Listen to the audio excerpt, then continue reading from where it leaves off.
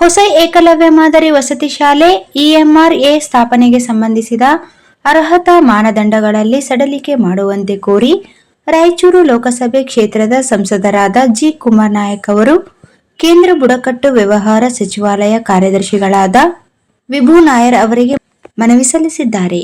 ಅವರು ಆಗಸ್ಟ್ 18ರಂದು ಹೊಸ ಏಕಲವ್ಯ ಮಾದರಿ ವಸತಿ ಶಾಲೆ ಮಂಜೂರಿಗೆ ಮನವಿ ಮಾಡಿದ್ದರು.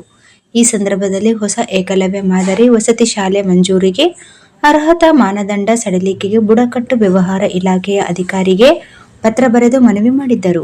ಕರ್ನಾಟಕ ಸರ್ಕಾರದ ಹೆಚ್ಚುವರಿ ಮುಖ್ಯ ಕಾರ್ಯದರ್ಶಿ ಉಮಾ ಮಹಾದೇವನ್ ಅವರು ಸಹ ಇದೇ ಅಭಿಪ್ರಾಯವನ್ನು ವ್ಯಕ್ತಪಡಿಸಿ ಭಾರತದ ಗೃಹ ವ್ಯವಹಾರಗಳ ಸಚಿವಾಲಯದ ಕಾರ್ಯದರ್ಶಿ ರಂಜನಾ ಚೋಪ್ರಾ ಅವರಿಗೆ ಪತ್ರ ಬರೆದಿದ್ದಾರೆ. ಸಂಸದರಾದ ಜಿ. ಕುಮಾರ್ ನಾಯಕ್ ಅವರ ಮನವಿಗೆ ನಾನು ಸಂಪೂರ್ಣ ಬೆಂಬಲ ನೀಡುತ್ತೇನೆ ಹಾಗೂ ಕರ್ನಾಟಕದಲ್ಲಿ ಹೊಸ ಏಕಲವ್ಯ ಮಾದರಿ ವಸತಿ ಸ್ಥಾಪನೆಗಾಗಿ ತಕ್ಷಣವೇ ಮಾರ್ಗಸೂಚಿಗಳಲ್ಲಿ ಸಡಿಲಿಕೆ ನೀಡುವಂತೆ ಕೇಂದ್ರ ಸರ್ಕಾರವನ್ನು ಮನವಿ ಮಾಡುವುದಾಗಿ ಉಲ್ಲೇಖಿಸಲಾಗಿದೆ. ಮಾರ್ಗಸೂಚಿಗಳ ಸಡಿಲಿಕೆ ಮೂಲಕ ಕರ್ನಾಟಕದ ಹೆಚ್ಚಿನ ಎಸ್ಟಿ ಸಮುದಾಯದ ವಿದ್ಯಾರ್ಥಿಗಳು ಹೊಸ ಏಕಲವ್ಯ ಮಾದರಿ ವಸತಿ ಶಾಲೆ ಮುಖಾಂತರ ಗುಣಮಟ್ಟದ ಸಮಗ್ರ ಶಿಕ್ಷಣವನ್ನು ಪಡೆಯಲು ಅವಕಾಶ ಸಿಗುತ್ತದೆ.